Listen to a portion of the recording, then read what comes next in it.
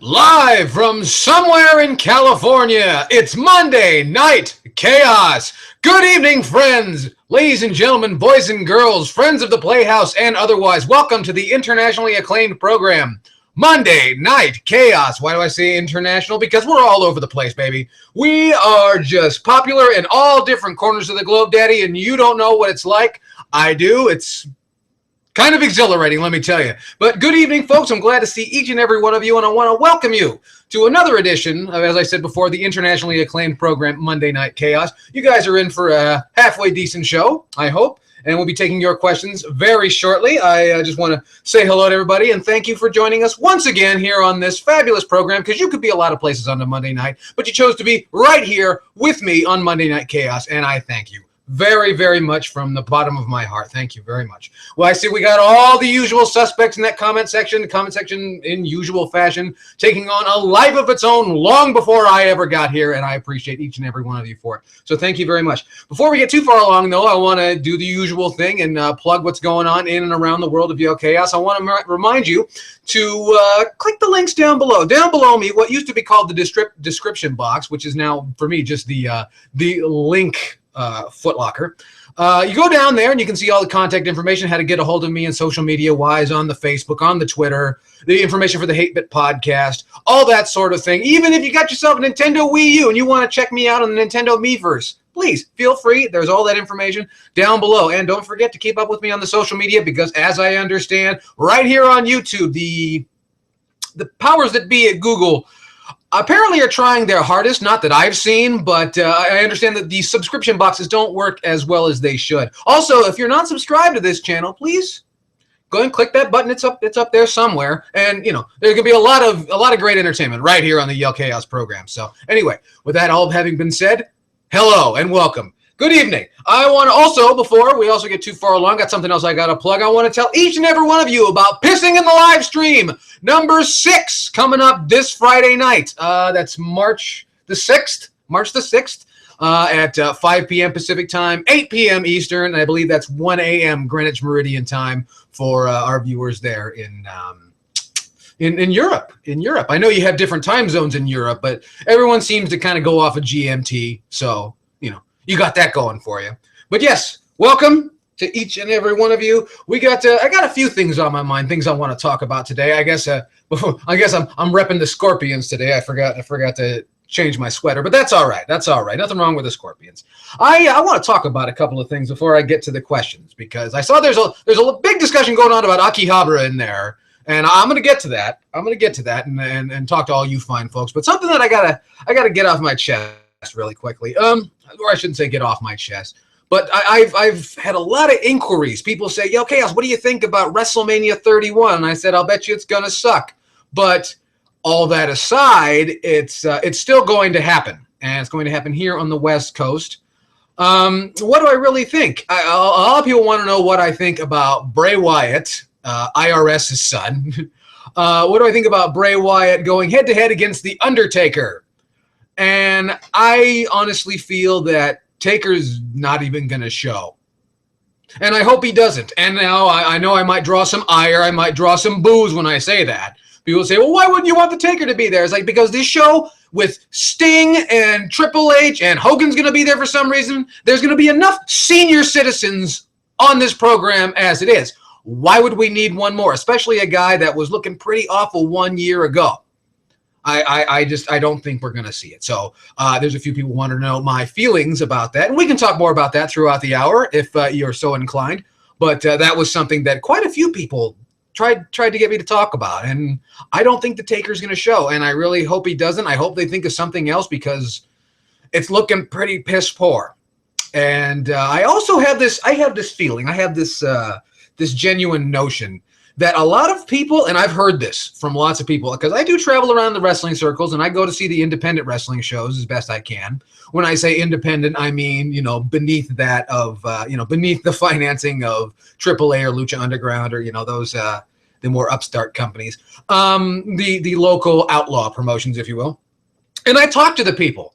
And a lot of people there, they want to know what I think about one thing or another. And I talk to the people, and I get this notion. You remember after the ire, the retaliation after the events of the Royal Rumble in 2015, just this past January.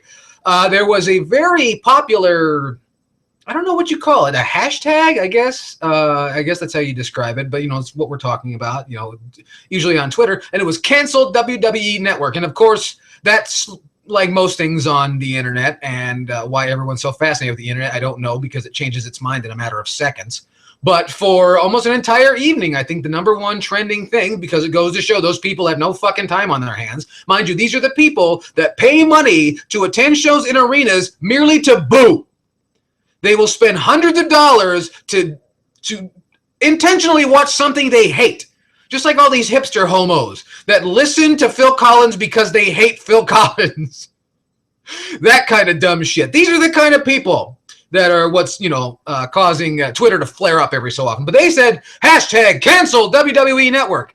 And I immediately took to all the people I knew who I thought were kind of full of shit. And I said, hey, are you going to cancel your network? Well, actually, I'm going to wait till after WrestleMania. They want to see how, because that's usually what the Royal Rumble picture is. Whatever happens to Royal Rumble tries to set you up for what should be a great WrestleMania. Sometimes it does, sometimes it doesn't. It always disappoints. Just depends, in what direction. And it also depends on what's important to you. It depends on whether you watch wrestling as a sport or if you watch it as a soap opera that really sucks. Because that's what it is. The writing on The Young and the Restless and The Bold and the Beautiful is better than WWF television. I'm going to tell you that right now. So if you're watching wrestling for stories, you'd be better off with anime. You really would. Because you'll be confused far less. And there's like flying things in anime. Wrestling doesn't have that. Except for Owen Hart. And, we won't talk about that. I feel that's in poor taste. Probably in poor taste that I brought it up. But hey, what are you going to do? Anyway, what was my point? It's probably going to be disappointing, but a lot of people said, oh, they're going to wait till after WrestleMania to cancel the WWF network, and I'm going to bust some chops about this. You can take my word, or you don't have to take me at face value. You might think that I'm lying when I say this, but I'm going to harp on some people and say, did you cancel your network? And I have a feeling though that some people really mean it. And that's sad when you cannot purchase people's loyalty. Well, I get not purchasing people's loyalty, but people are not loyal to you, and you only cost $10 a month. For $9.99, you can't have people's loyalty, and that's a serious problem. But I don't run the business up there, so I don't know. But what I do know is that a lot of things are going to come to pass after WrestleMania 31. I just have this feeling. Hopefully for the better. I hope they can really get their act together. And if they don't, hey, it's not my money, so what difference does it make? And I feel that's probably the attitude you should have too. So, with that having been said, welcome to Monday Night Chaos. And again, thank you to each and every one of you for showing up. I thoroughly appreciate it. We're going to go into the comment section now and fish out a few questions, because always great questions from you folks. You guys are great, and I really appreciate you, as I've said 100,000 times by now. Appreciate you guys making your way out. And so yeah, let me see. I'm gonna go in here through the questions, because we got a lot going on in here. As I said, this box just takes on a life of its own, and that can't possibly be a bad thing. The pilot, who's here every single week, asked me if there's any YouTube channels you'd recommend. Yes, this one. This is a great channel. I have a feeling a bunch of people are yelling at me right now, like, you fucking asshole. But, this is a great channel. No, if I can recommend, I'm going to recommend one channel that does not get enough love, does not get enough of the respect and adoration that I feel should be pointed in his direction. I need you guys to check out, and I may have plugged him on this program before, Bithead 1000. Not a friend of mine, not a friend of the program, but a guy that I like to watch his program whenever he comes on. The Bithead 1000 show, the greatest program on the topic of video gaming in the history of human civilization. Go and check out Bithead 1000. Tell him Yellkaos sent you, because he's doing a really good job, and it's a lot of fun going over on his channel. So check out Bithead 1000. Palkia Spammer, who's again with us every single week, wants to know my favorite sitcom fathers. That's a lot. And you know who I wish was here? I wish Return to Mother Base was here. But he's a busy guy. He doesn't have time to be. I've asked him to be on the program before, and he's just got life. Life is just, taking him in all sorts of directions right now. But we actually would talk about this, and he would always bring up the father, played by Tom Bosley from Wait Till Your Father Gets Home, if you don't remember that show, which was essentially the prototype or the archetype for Family Guy. Family Guy, in fact, stole a lot of their stuff from Wait Till Your Father Gets Home, as well as the Flintstones. But, animation, they're all thieves. And anybody who, makes visual entertainment quite like this, we're all thieves. We're all influenced by somebody else. But favorite sitcom fathers. Well, on the Hate Bit podcast, and one that comes up all the time is, of course, Mr. Al Bundy. And you can't really, I don't know if you really want to look at him as a great sitcom father. He's definitely a great sitcom husband, in the way that I feel that Tommy Dreamer from Extreme Championship Wrestling would have been a great sitcom husband, because he's the only professional wrestler that I know that gave the wife a pile driver through a table. That's, as I've said before on this program and many others, that's got to be the American dream. On television, to give the wife a pile driver. By doing that, just cementing the foundation of the heights that should be, shot for by the husbands of America. Tommy Dreamer was a great sitcom father. Others amongst them, obviously Homer Simpson, who I think is a better father than Al Bundy. Better husband? I don't know. And that could be debated, because something that you'll notice about, and some people might argue with me on this, but something you'll notice about Al Bundy. I want to talk about Al Bundy for a second, because I think he's a good husband in that, and now mind you, this is, a lot of people are only familiar with the first few seasons of this show, but even throughout the 10 or 11 years that show was on, one thing that was exhibited by, at least between the characters of Peg and Al Bundy loved Peg. He didn't really like her, just like he didn't like his kids either, but he loved his family. He didn't want them, but he'd be goddamned if anybody else was going to take them.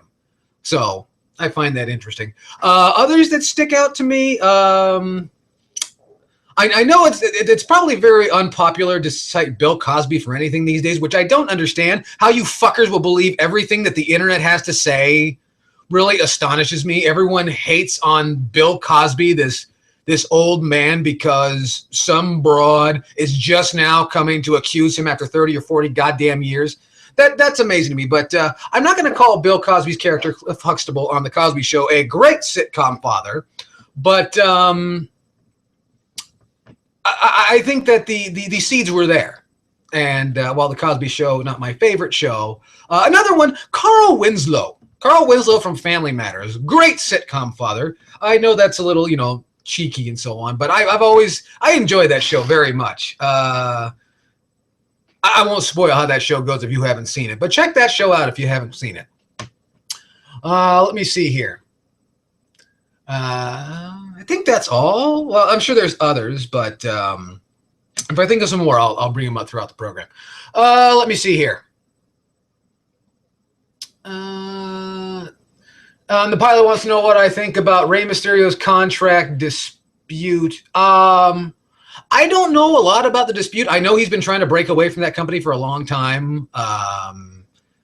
And they want to hold on to him, obviously, for merchandising reasons. But they don't really let him wrestle. I know that he likes to wrestle still. And being, I think, like 40 years old, still likes to wrestle. Good for him. Really, honestly, good for him. And he broke away from that company. I really think that more people should be that company needs to really shed some fat. There are far too many names that aren't drawing money or whatever in that company, and I'm happy for Rey Mysterio. I understand his folks live not too far away from me. I heard about that the other day. Somebody told me about that Rey Mysterio's parents live just just a few miles down the road from me. And I thought that was kind of interesting. So let me see here. Oh, Lewis Williams is here. He's always here. He's always here. Let me see here. How about see, there's just a big fat conversation going on amongst you guys, and I appreciate that. If I start running for too long, you guys are free to talk amongst yourselves, and I hope you make great friends in there, because if anything the internet needs is more solidarity and more community. You know, there's been a whole bunch of people that have come along in the last few years who only want community to further their political agenda. You know who these people are. They typically hide behind their vagina and have a giant nose, but you know, what are you going to do? Psycho DX wants to know my favorite era of the Scorpions, the Uli John Roth era or the Michael Schenker era.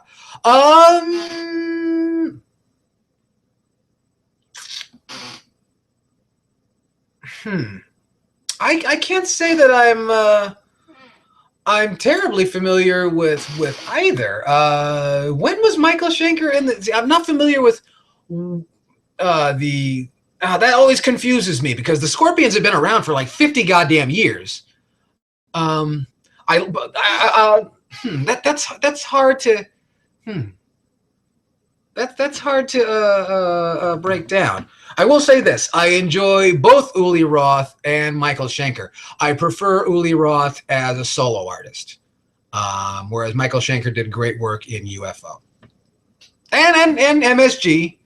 The Michael Schenker group is pretty good on their own. But I can never remember what era is which because that band has been around longer than I've been alive. Longer than most everybody on YouTube has been alive. Let me see here.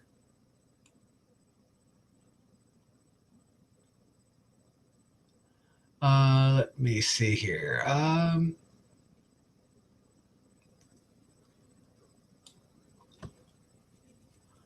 More talk of the Amiibos. Are we still talking about the Amiibos? Yeah, people are scalping.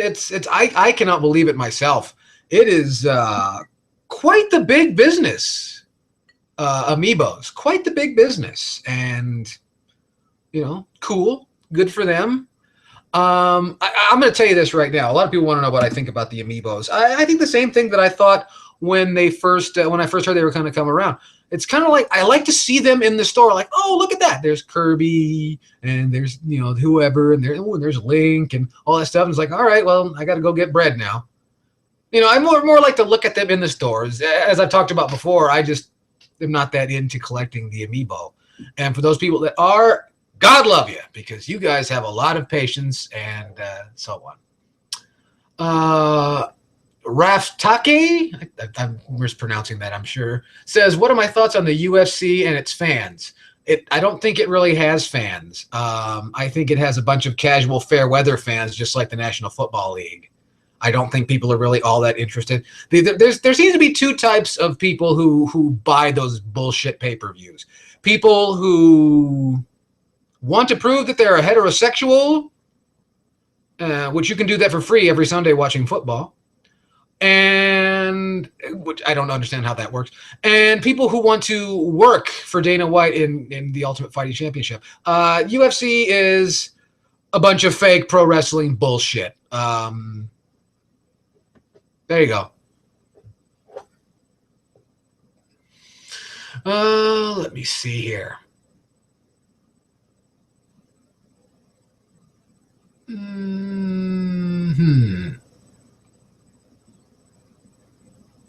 Oh God, I can't keep up with this damn thing. I gotta figure out a better way to handle this. But in the meantime, because anytime I just try and click on anything, it throws the whole thing off. Let me see here. Biogenesis wants to know, what exactly does an Amiibo do? Well, if you're familiar with the Yellkaos program at all, they sit on top of your TV for months and months after Christmas. That's what they do in this house. I think they're too handsome to open them. So this is just something I've had to live with. Let me see. Nitro Java asks, do I game on PC? Yes, I do. And how powerful is my PC? I don't know. Mrs. Yellkaos built it. Apparently, it's pretty goddamn powerful, but I don't really put it through any paces. My favorite PC games are strategy games, SimCity and Roller Coaster Tycoon. Those are still some of my favorite games. So I don't really put I do game on my PC, but I don't really put it through its paces. And once in a while I'll break out Diablo 2. I haven't played Diablo 3. I've seen a lot of video about it, and I just don't care. But yeah, I do game on PC, but once again, I don't push the machine very hard because I'm not interested in games that push the machine all that hard. I'm definitely not one of those guys that has, the feet with the yokes and the steering wheel and this controller and the Steel Battalion shit and the 3 monitors. I'm not one of those people, I'm always shocked when I see people who have that kind of money to invest into, a game like that and just one game. But that's my thing. I guess I do. I like to call myself a retro PC enthusiast. I like to play old PC software just because, I don't know. Those are just the kind of games I like. It seems like the games that really demand power are your first-person shooters, Steel Battalion, as I mentioned before, and so the mech assault type games, and the racing games. And I'm not really interested in any of those games. So, yeah, and how I don't know how powerful it is. I will get the specs and I will tell you, and I'll get them from Mrs. Yellkaos, and I will tell you as soon as I know, because I'm not that interested in that sort of thing. I'm sorry to say. I'm not. If you know this about me, I'm not a tech enthusiast. I really am not. I am an efficiency enthusiast. I am interested in squeezing as much power with as little electricity as possible. That to me is fascinating. If you can create a huge, grandiose game with unlimited money to develop software, unlimited power in terms of the hardware, that doesn't impress me. When I see a Lamborghini Diablo with I forget what they call it. They got the hot shit V12 engine that can go from like 0 to 60 in 2.9 seconds. That doesn't impress me because you have a shit ton more power than any other machine immediately at your disposal. That's not impressive. That means that you just have a bunch of money. That does not show me any skill. So that's my feeling kind of about PC gaming. I appreciate it, but again, just not my speed. So yeah. Luis Rosa brought up the best sitcom father, Red Foreman. I'm gonna have to go along with that. A very good friend of mine. You might remember Dusty Sato from the Crepitus days, the drummer from Crepitus. Big fan of Red Foreman. Would quote Red Foreman all day long at work when we worked together. So yeah, big fan over there. Nitro Java wants to know, do I enjoy horror games? Yes. A few. My favorites, obviously the early Resident Evil series. Not as much a fan of Silent Hill. Most of the one. I played a couple of Fatal Frames. I enjoy the Fatal Frame. That shit's kind of scary. Trying to think of the other ones that were genuinely horrific. And then of course there's Monster Bass, the horror fishing game. Let me see.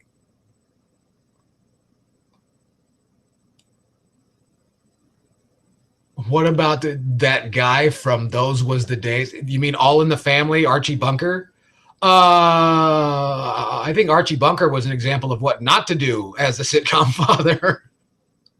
But yeah, one of the few shows to deal with life with grown children at home. So yeah, Archie Bunker, why not? Let me see. Kits 171 is here. Yeah, all as I said before, all the usual suspects are here. Kit 171 says, do you have a favorite gaming marketing slogan? Yes, actually. There's quite a few. One of them being the slogan for the Super Nintendo, which was, now you're playing with power. Super power. I always liked that one. I thought that one was really good. That might, in fact, be the basis. Superpower. That might even be the basis for my entire career. Everything you have heard come out of my mouth over the last, 6-7 years now. You guys have been around for a long time. May have been directly influenced by superpower. Also on that list, Genesis does what Nintendo don't. I thought that was kind of fun. But one of my favorites had to be the slogan for the Atari Jaguar, which was, "You do the math." They simply stood behind "You do the math," claiming they had a 64-bit system. And now, if you know anything about the internal workings of the Atari Jaguar, it is a kayfabe 64-bit system in that they used a whole bunch of marketing mumbo-jumbo and hoodoo and voodoo to convince you that, you know, multiplying bits against each other somehow equates to a 64-bit system, and it didn't. And I just love that. Just that absolute, you know, bullshit. They waged war against you with information that was already in your head that you thought spelled out one way or another, and you were totally wrong, and so were they. And I love that shit. I really do. So that had to be definitely among them.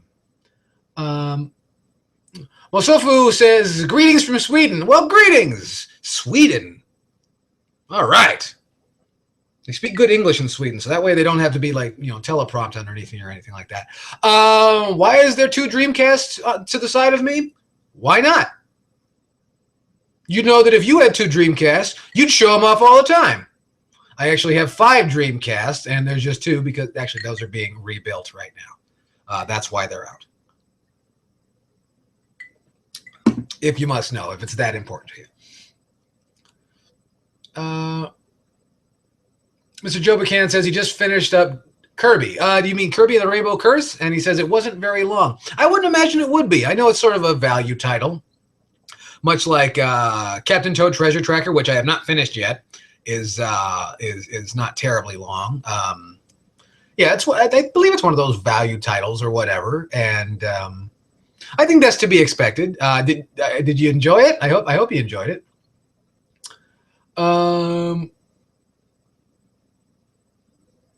Nitro Java wants to know, what is my favorite cartoon based on a video game franchise? I don't know that I've ever seen one. No, I don't think I. Well, A lot of people lean towards Captain N, the Game Master. So even the Super Mario Brothers show and the Legend of Zelda cartoon really sucked. I think I like the live-action segments of the Super Mario Brothers Super Show more than anything because it was Captain Lou Albano. No, I can't think of a cartoon series that... No. I'm one of those guys that I'm not that big a fan of video game crossover. There's rare instances where I would disagree with that. But even like fan fiction, I don't care. I like video game characters in video games. I know that might sound strange. But just like I don't like video games based on movies, nor do I like movies based on video games. And there's exceptions to that rule, but I wish I could pull one out. I used to watch the Mortal Kombat series because a good friend of my dad, Brian Tochi, the actor that played Leonardo in the Teenage Mutant Ninja Turtles movie, he played Liu Kang on that show. And so there's that, interestingly enough.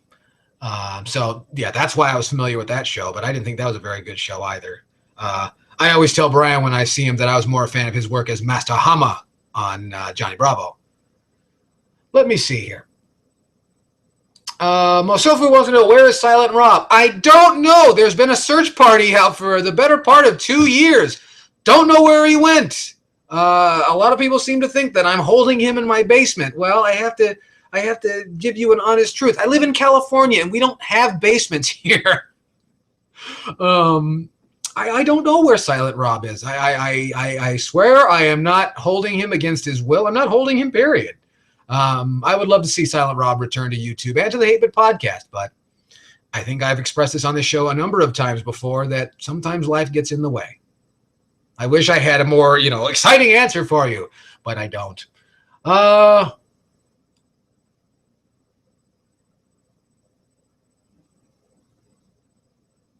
Luis Rosa wants to know what I think of the Queensryche Jeff Tate split and the way it was ultimately settled. I don't know that it was really settled. I know that Queensryche stopped putting out quality music at least 15 years ago.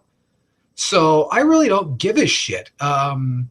I understand that Jeff Tate has somehow hurt his voice and has lost a considerable amount of his range. And I really don't care. I don't care for his solo material. I don't care for Jeff Tate's Queensryche. I just, like I said, I really think that Queensryche kind of threw in the towel around like 92 or 93. And now they've just, it seems like every record since then has just been them desperately trying to limp towards the finish line. And, it's like, hey, we put out a record. And it's like, yeah, well, it has to be good too. It was getting to that point where they were starting to have what some people would call fate's warning disease, where it was so progressive even they didn't get it. I don't care. I'm not one for that sort of thing. That's two bands that I really wish would go away. It's interesting because I don't know why that's such a taboo idea. If you've run out of ideas, go away. If you have no other means to make money, that's not my problem, and it's not my job to support you now that you have nothing else to provide to me. So not to you guys, but to the Queensryche guys, because I used to be quite the Queensryche fan. Now, not so much.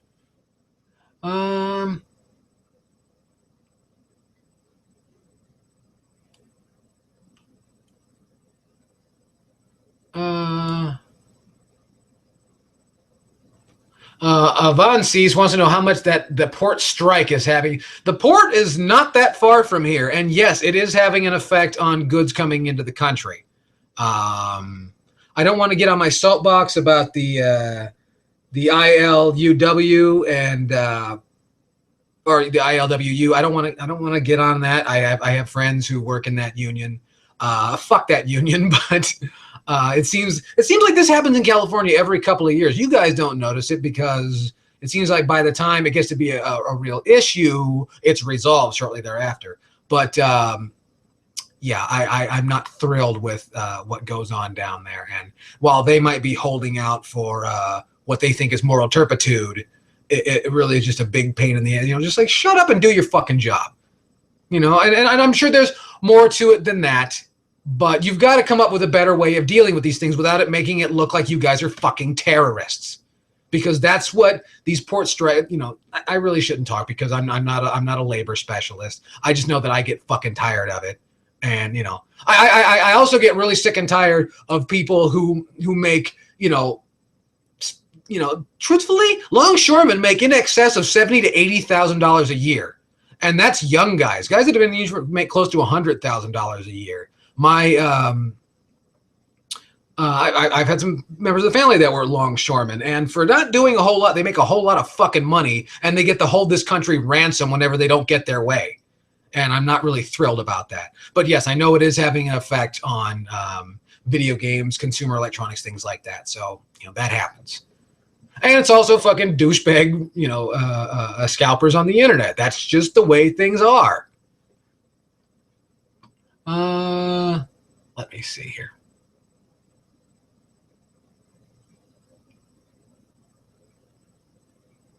Majesty ZX wants to know what I've been playing this week. This week, I have been playing a whole bunch of Lego City Undercover for the Wii U.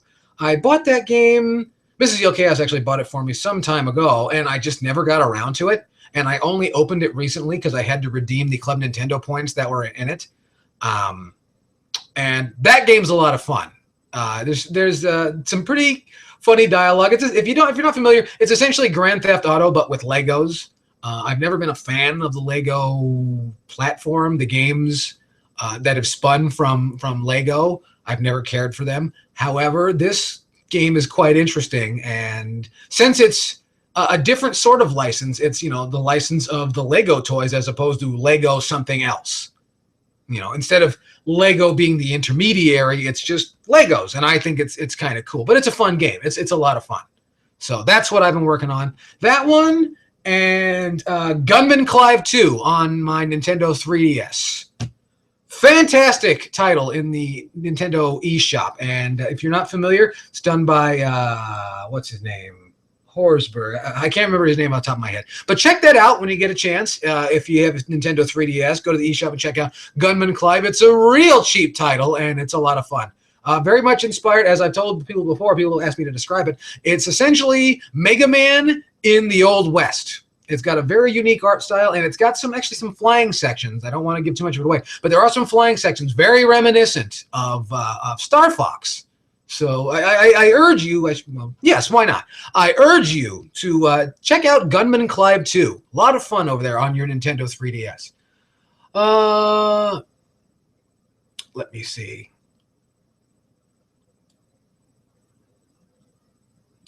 Avancis wants to know, have I played the original 3 Fallout? I sat with my brother-in-law. My brother-in-law likes, I think, Fallout New Vegas, and he plays it on the PC.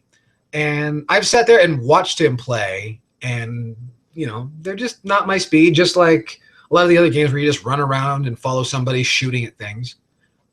He seems to enjoy it. So, you know, the post-apocalyptic thing's never really done it for me.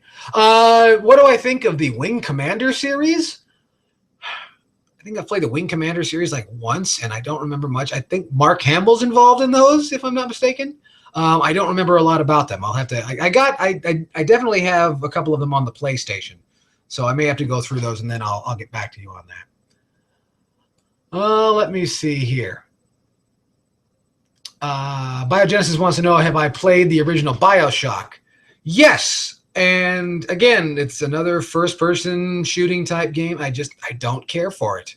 It's just not my thing. I've never really been a fan of the first-person perspective. There are exceptions to that rule, but I don't care. I don't care for BioShock or Bio. Yeah, I don't care for BioShock myself.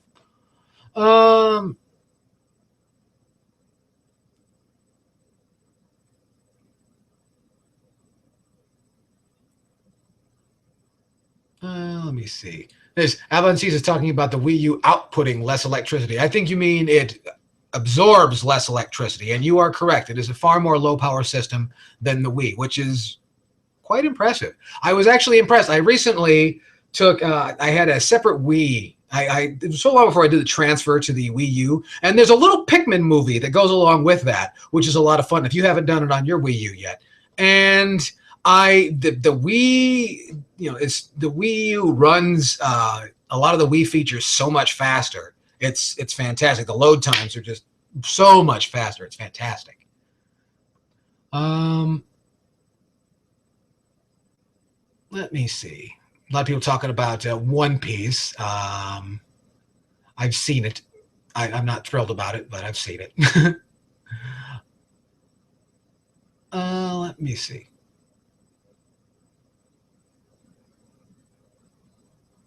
Nitro Java wants to know, is there any new metal bands that I could recommend? No, I'm not familiar. I try and keep my thumb on that pulse, and it seems like the record labels, the ones that I'm familiar with, and because, you know, the rock scene, the heavy metal rock scene here in San Diego, if you didn't know it, is dead. A lot of world famous bands, metal bands, death metal bands usually, come out of San Diego County, California. San Diego, California is what I like to refer to as Tampa West. Lots and lots of, in many cases, legendary metal bands live here and are from here and were formed here and got their start here. They don't play here. The guys from Cattle Decapitation, I've seen them at the store. Travis, whatever his name is, the singer from, I've seen him at the store. And Tim Lambesis, I don't want to talk about him, but I think he's in jail now. But I saw him at the store over. He lives over by my father-in-law, and you know, so I don't find out about a lot of bands, and not a lot of bands come through here anymore, and it's just been kind of a broken system. And it seems like all the record labels that I follow are just interested in signing bands that couldn't sell records 7 to 8 years ago. So no, I don't have anything to report on that front, and I'm terribly sorry. And I hope that soon I can continue. I can start to promote, you know, newer bands through this source. I've tried to do that. I've reached out to a few places, and you know, to bring you guys up to speed and let you know that there's still quality metal out there being made. And I feel that maybe I'm just wrong, you know. But you know, if you represent a group, and you know, I hope that changes. I really do. But yeah, if you want your music repped on the 8-Bit Podcast or something, you know, let me know, and we'll see what we can do. I should probably be using that space for my own music. But let me see. SNES Mapper bets he's making a wager. He's saying that he can beat the Order 1886 before this stream is over. I bet you could. I bet you could, as long as you. I want to talk about that actually, because a lot of people want to get my point of view. And what do I think about it being short? I don't really care, because I'm of the mind that there is not a direct equation that explains, time length versus entertainment value. I think that if you feel you got your money's worth, then that's fine. But and this is a big but.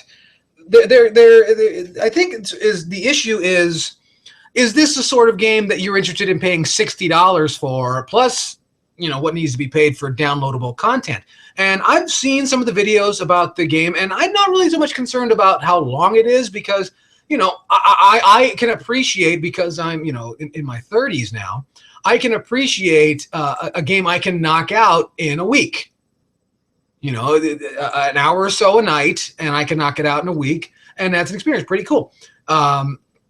Which is fine and dandy. I think the real problem here is the Order. A lot of the games that were announced at E3 2014 and 2013. A lot of the same games were announced again at E3 2014. This is one of the first games that was really championed as the reason for the 8th gen to exist.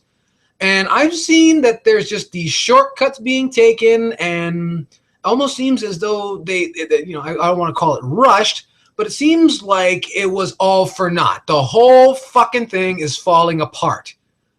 All the bullshitting and beating around the bush that was done to convince you to buy these machines has so far been a big marketing plug just to keep the names Sony and Microsoft in front of people.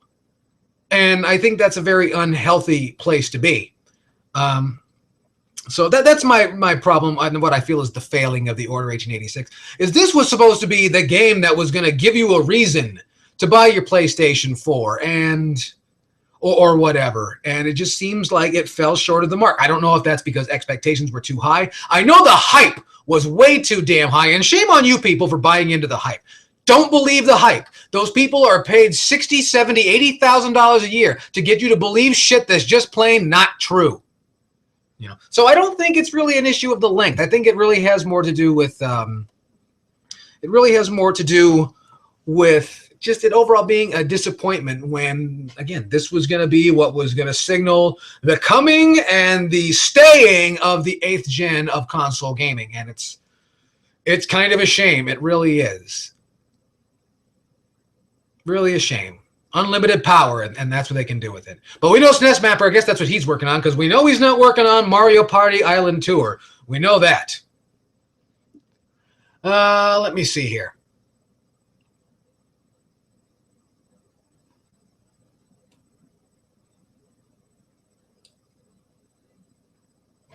Matt the Tin Tan Man wants to know what are my thoughts on Five Nights at Freddy's. I don't know much about them. I've seen them pop up, and I just don't care enough to click when there's a video. It just sounds like a really crummy game. And it also reminds me of that Freddy Got Fingered movie with Tom Green, if you're old enough to remember that. And I still want to kill my friend who made me watch. I think my brother made me watch that, now that I think about it. Yeah, I kind of want to kill my brother for making me sit through that movie. And I think I got up and had a drink halfway through. Let me see. Mikami Fan 92 asks, have I ever played any games from the Oddworld series? Yes, they're too dark. I don't mean in imagery, I mean in colors. I don't find them very charming. Abe Munch and all those guys, the frog people or whatever they are. It's a kind of a compelling story, but the art direction just turns me off. It really does. And again, it's very dark.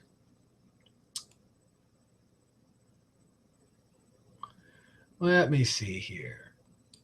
Mangaka J says, as if I ever played Metabots for a Game Boy Advance. No, I haven't. I'm sorry to say. I have not.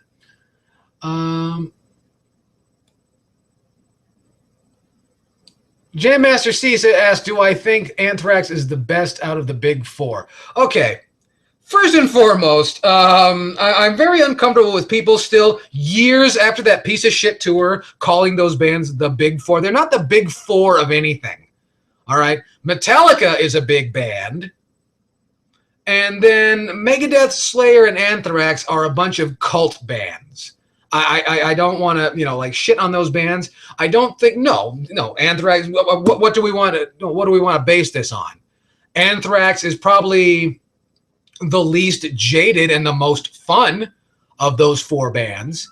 But Slayer strikes me as, Slayer ran out of ideas a long time ago. Metallica is a rock band that is now clinging to heavy metal because they realize their mainstream appeal is dissipating at a geometric rate. And Megadeth is Dave Mustaine, who's had a chip on his shoulder for the last 30 goddamn years. If you want to break it down to songwriting, who's got more songs that you could sing along to, I'm pretty sure Metallica owns that category, but only slightly. Only slightly. Metallica songs are only slightly more catchy than Megadeth songs. There's some crap. All those bands have turned out a lot of crap. And I'm not about to say that they haven't and get on a nostalgia trip that they're the biggest bands of the thrash metal. Fuck that shit. All right. If you really want to talk about the best bands in the thrash metal genre who stayed true to what they did, that would really have to be, Destruction and Creator and Testament. Well, Testament kind of soiled themselves. I guess, but if you want to break it down to songwriting, no, Anthrax is not the one to beat in that group. Didn't want to get on too much of a soapbox there.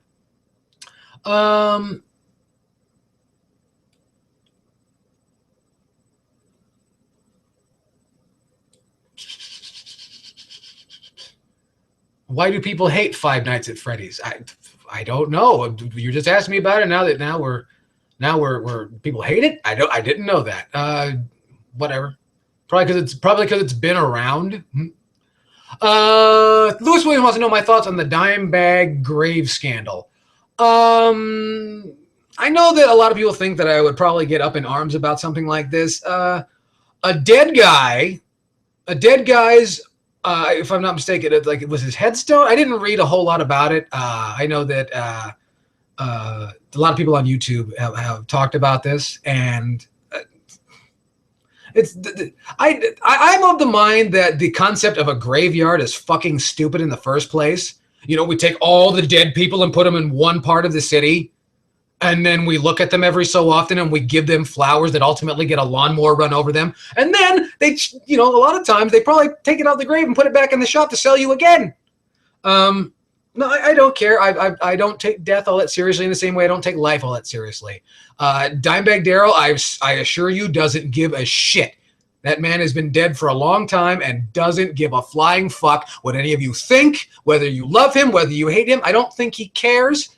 And the fact that people are upset that they were insulting a dead man just goes to show they don't have any fucking balls. If they were near his grave, that means they were right around the corner from Vinnie Paul's house. They could have gone over to Vinnie Paul's house and called him a fucking asshole, but did they do that? No, they didn't do that. I feel that I should have nothing to say about someone who desecrates a piece of stone. Where's the desecration part really come in? He insulted a dead person in front of a bunch of other dead people who weren't fucking paying attention. You know why? Because they're dead. They're fucking dead. It doesn't make any difference. On the other hand, it does kind of suck. Assholes can't stand to see anything nice for anybody else. But once again, I'm completely opposed to the idea of a cemetery in the first place. So I'm not the guy to ask. Not to discount your question, Lewis. Not to say like your question didn't matter, but it's just one of those things. Like the internet is just so desperate because the news cycle moves so fast. We went from a occasional cycle to a 24-hour news cycle, and now, as I've said before, people they need their smack every fucking 5 seconds. They need something else to think about. They're not doing anything about the fucking tax situation or about the homeless situation or not being able to house our poor people or, educate our young people. They're not concerned about that shit, but they're concerned about fucking Kim Kardashian showing her ass and then subsequently everyone else showing their ass, which was kind of a cool thing for a time. They're interested in that, but they won't do anything about the shit that really matters. And I know that I'm, doing an entertainment program here, but the fact remains, if you're going to get upset about little pissant shit, why not be little pissant shit that could actually affect change in this country, in your community, and in your life? There's other things you could be concerned about. For instance, me and what I'm doing, which reminds me, don't forget to check all the information down below and check me out on your Twitter, on your Facebook, on the MiiVerse, and don't forget pissing in the live stream number 6 this Friday. Don't forget to be there and subscribe and all that shit. Shameless plug. Let me see. Sigma Sean wants to know how it's going. Well, Sean, it's going. If you hadn't noticed. Kit171 wants to know what I think of the new Evil Dead TV series. I didn't hear anything about it. I am of the mind, and I might draw some more boos about this. I think that the Evil Dead is one of the most overrated movie series ever. They're not terribly well-made films. Sam Raimi is not what I would call an astonishing filmmaker. I like Bruce Campbell a lot, but I don't care. It's not enough to make me go back to watching TV. I stopped being a television subscriber of any kind, years ago, and I just plain don't care. So but if you like it, I hope it's good, and I hope you enjoy it, and I hope it's not just trying to cash in on that piece of shit Walking Dead thing. So let me see here.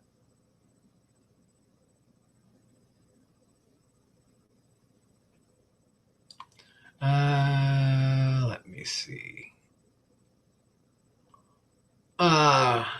There was talk about prog music. Don't get me started on prog music. I could gush on prog music all day long. Particularly progressive jazz, like Stan Kenton and things like that. But also, I'm a huge fan of Genesis. I don't want to get sucked into that. We're towards the end of the program. We'll have to talk about that some other time because I could just gush about that forever. But if I will tell you one guy that has always flown the flag for progressive music, and I've always tried to do it myself, even though I do a piss poor job, is Mr. Jordan Rudess, currently the keyboardist in Dream Theater. Check out some Jordan Rudess.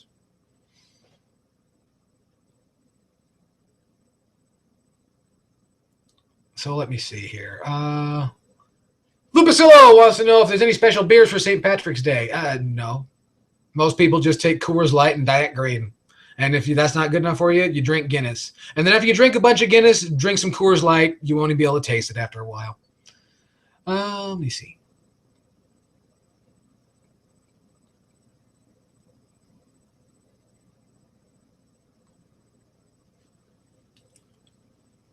Lewis Williams wants to know line 6 V amps. I don't know what a V amp is. That must be something new, or unless you're talking about the Spider 5 or Marshall amps. That's going to depend on your application, and that's also a wide. Are you talking about a solid state Marshall or a tube Marshall? A solid state line 6 versus a tube line 6. I think they're both overpriced crap, and line 6 is now owned by Yamaha. If you didn't know that, so. Trying to revamp their shit.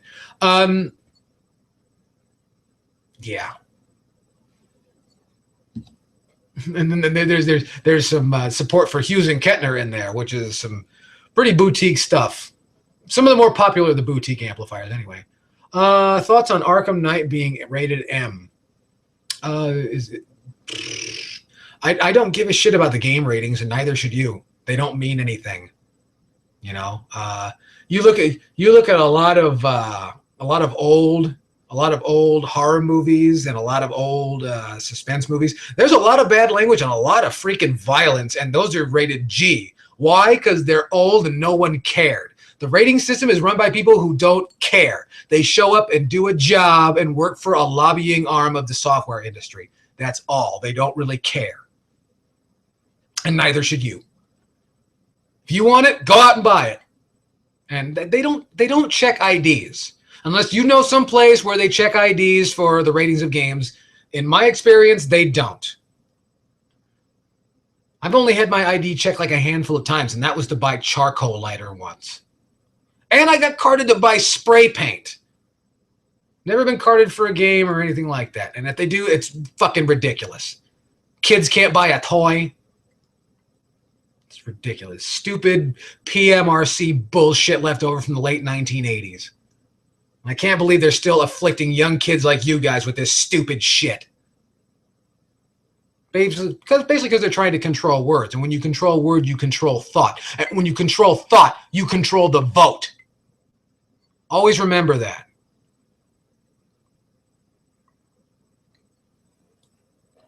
Dinobot Maximize wants to know what my opinion is on the Ghostbusters game that was released on PS3 and Xbox 360 a couple of years ago.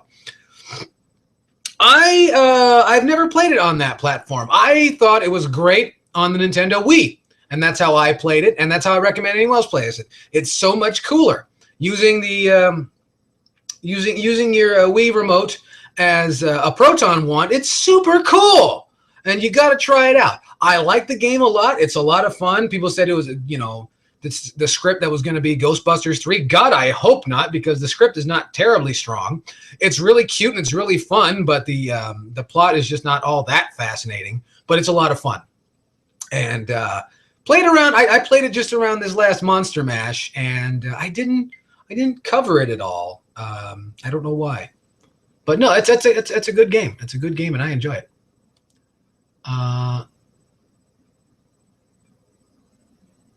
Let me see here.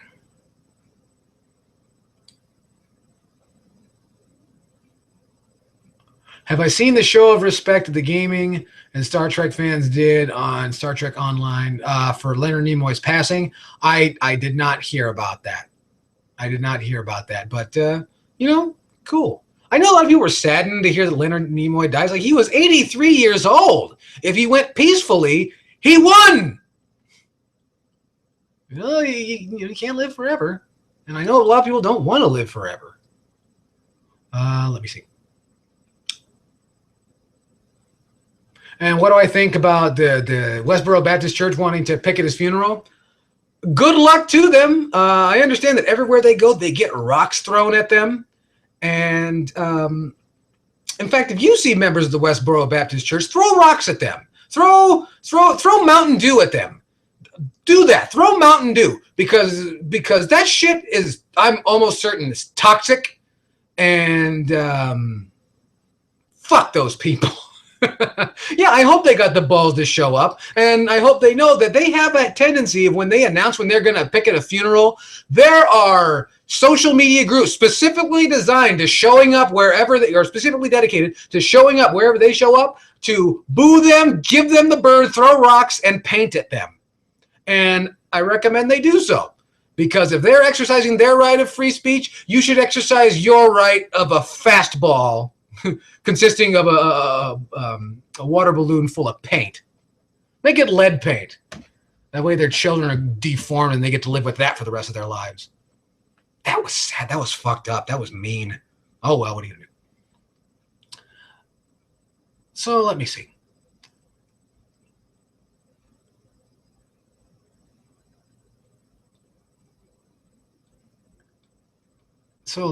I want to answer a few more questions before we get out of here, because I know you guys got a lot of questions. And if I didn't answer any of your questions and you're watching this in a rerun, please drop me a line down below and tell me what you think and ask me and so on. And don't forget, you can always ask me on the Twitter, on the Facebook, all this stuff. You can find all that information in the box down there. So please check that out. Let me see. I already answered the question about that. Nitro Java wants to know, what is my favorite Sonic game? The very original Sonic the Hedgehog game on the on your Sega Genesis or your Sega Mega Drive, for those of you anywhere else in the world from outside of North America. That's my very favorite. Chip171 says, who do I think is the lamest or oddest superhero? Well, lamest, meaning can't walk, that would be Professor Xavier. I don't know anybody who's lame. I know people that I like to know what else likes. Like, I'm a big fan of the Martian Manhunter myself. People don't talk about him very much. And I'm a big fan of Green Arrow. I love Green Arrow. Green Arrow's my man. I've always had a thing for archery. I've never made any attempts to be an archer of any kind. But since, as it turns out, because I am a right-handed shooter but left-eye dominant, I am an ideal candidate to be a sharp shot as an archer. But archery is expensive. To just as a hobby, not even to do it as a sport, is expensive. So I've never really gotten into it. And it's a lot of maintenance, and maintaining guitars is a big enough pain in the ass as it is, without having another thing with a really high tension piece of string on it that you have to deal with. Let me see. I'm getting a little dry here in the throat. So if I start getting hoarse, I apologize. See, here it comes. You can hear it.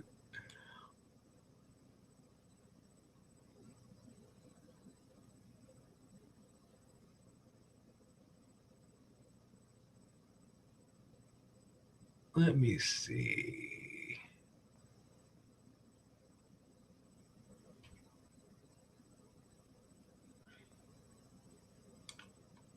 Mangaka J wants to know, am I going for cremation and dumped into the ocean? I don't know about all that.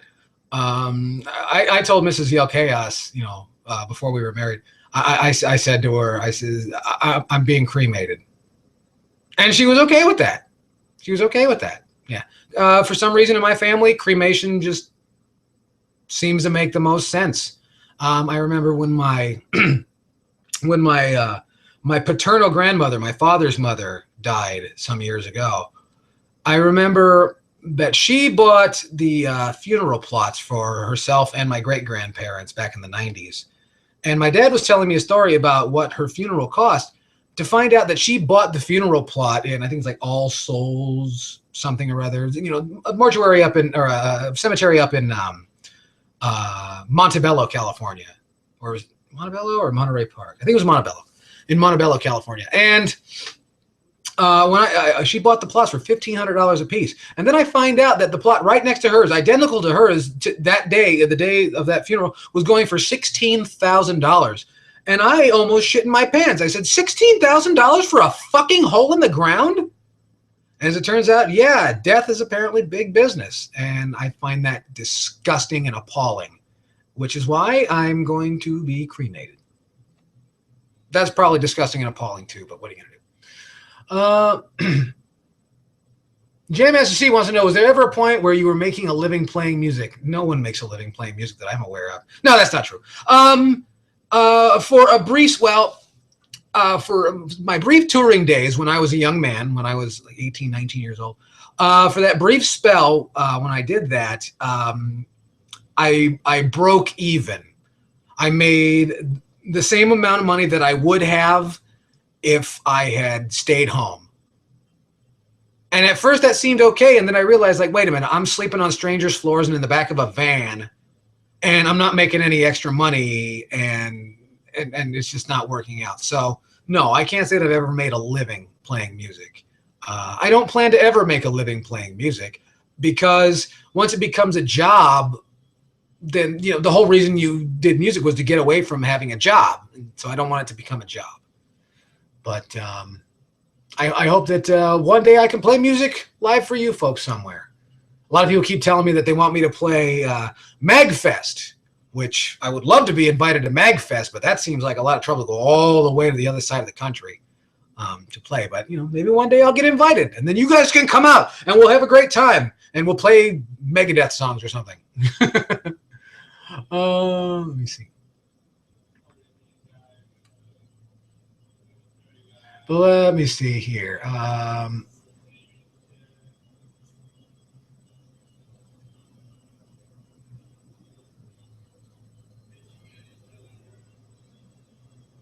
Somebody said something about drinking. When you get drunk, you stop giving a shit about life. That's not true. That's not true. I don't drink to stop giving a shit about life.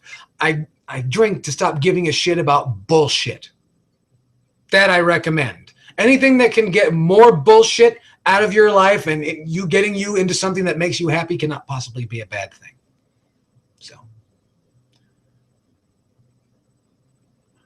So let me see.